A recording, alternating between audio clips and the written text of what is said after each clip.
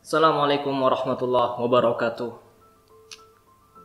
Perkenalkan, nama saya Aidil Ali dan saya adalah salah satu staf di BNN Tanah Merah Samarinda.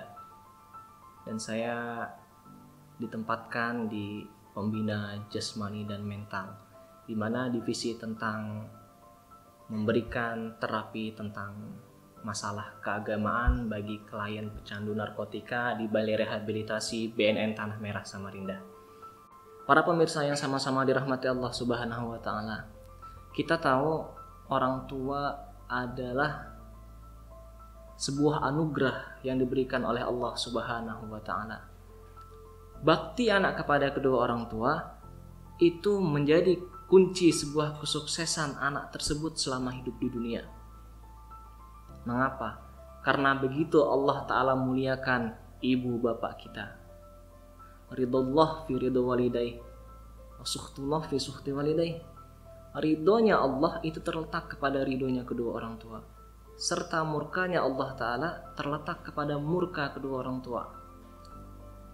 Bahkan ketika hari ini Allah Subhanahu wa Ta'ala ridho kepada kita, namun ada satu kesalahan atau kekhilafan yang kita lakukan kepada kedua orang tua kita, sehingga membuat hati orang tua kita itu murka kepada kita, maka senantiasa langsung Allah Subhanahu wa taala memurkai kita pada hari itu. Begitu pula sebaliknya, jikalau Allah Ta'ala murka kepada kita pada hari itu, namun orang tua ridho dengan kita lalu mendoakan kita untuk mendapatkan rahmat Allah Subhanahu wa taala, maka hari itu kemurkaan Allah Subhanahu wa taala akan menjadi rahmat kasih sayang kepada kita. Para pemirsa yang sama-sama dirahmati Allah Subhanahu wa taala.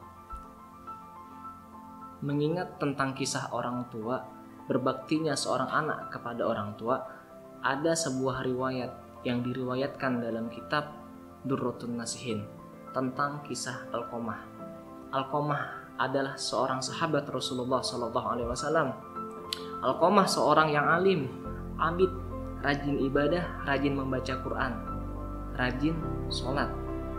Namun suatu ketika di akhir hayatnya, Alqamah sulit mengucapkan kalimat La ilaha illallah Muhammadur Rasulullah. Mengapa hal ini dapat terjadi? Para pemirsa yang sama-sama dirahmati Allah Subhanahu wa taala, dalam sebuah kisah ini kita lihat perjalanan Alqamah. Alqamah menikah dengan seorang perempuan yang sangat cantik. Alqamah memiliki seorang perempuan yang sangat cantik. Dan di satu sisi Alqamah juga memiliki seorang ibu yang tua renta, yang senantiasa kalau ibunya itu berjalan selalu dengan tongkatnya. Suatu hari Alqamah pergi ke pasar untuk membelikan hadiah untuk istrinya. Alqamah ke pasar membelikan dua helai baju. Yang pertama baju yang amat baik dan yang kedua adalah baju yang biasa-biasa saja. Ketika Alqamah ingin pulang ke rumahnya, Alqamah mampir ke rumah ibunya. Di rumah ibunya, Alqamah minum sejenak. Dan di sela-sela minum tersebut, ibunya ternyata membuka bingkisan yang dibawa Alqamah. Lalu ibunya bertanya, "Wahai Alqamah, ini bingkisan untuk siapa baju baik ini?" Alqamah menjawab, "Wahai ibu, itu bingkisan baju untuk ibu dan untuk istriku. Maka ambillah buat ibu satu helai baju tersebut." Mendengar hal ini, bergembiralah hati seorang ibu Alqamah karena diberikan hadiah oleh Alqamah. Ternyata yang diambil oleh ibunya Alqamah adalah baju yang sangat baik sekali. Tanpa disadari, baju yang sangat baik tadi sebenarnya diperuntukkan untuk istrinya Alqamah. Lantas melihat hal ini, Alqamah menegur ibunya, "Wahai ibu, itu baju yang paling bagus, itu untuk istri saya ibu. Sedangkan ibu sudah saya siapkan, ibu sudah saya belikan baju yang ini, yang standarnya di bawah baju yang terbaik tadi." Mendengar ucapan ini dan melihat tingkah laku Alqamah seperti ini, lalu timbul rasa sakit hati yang dialami oleh ibunya Alqamah tadi.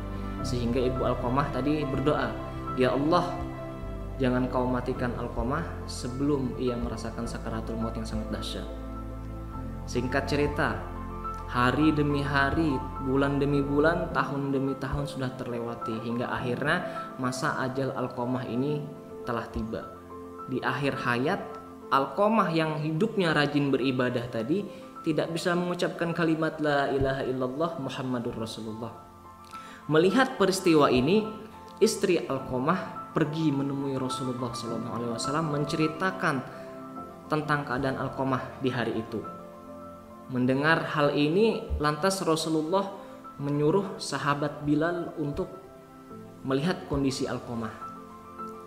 Setelah melihat kondisi Alqamah, Bilal terkejut dan mengiyakan, ternyata benar, beginilah hal yang dialami Alqamah. Alqamah adalah seorang yang rajin ibadah, namun di akhir hayatnya ia sulit mengucapkan kalimat la ilaha illallah. Singkat cerita, Bilal melaporkan kejadian ini kepada Rasulullah. Lantas Rasulullah bertanya kepada istrinya, "Wahai istri Alqamah, apakah Alqamah masih memiliki orang tua?" "Iya," kata istri Alqamah. "Alqamah masih memiliki orang tua, yakni ibunya." Lantas Rasulullah menyuruh ibunya untuk menghadap Rasulullah SAW. Setelah ibunya menghadap Rasulullah SAW, ditanya oleh Rasulullah, "Wahai ibu, perbuatan apa yang dilakukan Alqamah kepada engkau sampai Alqamah menderita pada saat sakaratul mautnya seperti ini?" Ibu Alqamah tidak menceritakan apapun, hanya diam. Melihat hal ini, Rasulullah langsung berinisiatif untuk membakar jasad Alqamah. Melihat ini, ibu Alqamah menangis, "Wahai Rasulullah, kenapa jasad Alqamah anakku ini engkau bakar?" Jawab Rasulullah, "Lebih baik Alqamah dibakar di dunia daripada ia dibakar di akhirat." Mendengar hal ini menangis ibu Alqamah. Lantas ibu Alqamah menceritakan kejadian itu. Kejadian yang dimana menyayat hati ibu Alqamah. Mengapa bisa terjadi? Karena Alqamah telah mementingkan atau lebih mementingkan istrinya ketimbang ibunya yang telah merawatnya, menyusuinya selama 2 tahun, merawatnya sampai ia dewasa. Mendengar hal ini, lantas ibu Alqamah mengucapkan, "Aku memaafkan Alqamah wahai Rasulullah." Mendengar hal ini, Rasulullah menyuruh sahabat Bilal untuk melihat keadaan Alqamah di dalam kamar pada saat sakaratul maut. Apakah sudah bisa mengucap kalimat la ilaha illallah atau belum? Sahabat Bilal pergi ke dalam menghampiri jasad Alqamah dan melihat langsung bahwasanya Alqamah sudah bisa mengucap kalimat la ilaha illallah Muhammadur Rasulullah. Pemirsa yang sama-sama dirahmati Allah Subhanahu wa taala. Untuk itu saya mengajak di bulan Syawal ini, marilah bersama-sama kita jadikan momentum untuk meningkatkan bakti kita kepada kedua orang tua. Jangan malu untuk meminta maaf kepada kedua orang tua. Karena dengan meminta maaf tidak akan membuat diri kita hina. Karena dengan meminta maaf tidak akan membuat harga diri kita terhina. Justru dengan meminta maaf akan membuat diri kita mulia. Mengapa? Karena kita termasuk orang yang berani mengakui kesalahan kita untuk introspeksi diri kita. Para pemirsa yang sama-sama dirahmati Allah Subhanahu wa taala, demikian yang dapat saya sampaikan. Mudah-mudahan dapat menambah keimanan kita kepada Allah Subhanahu wa taala. Wabillahi taufiq wal hidayah. Wassalamualaikum warahmatullahi wabarakatuh.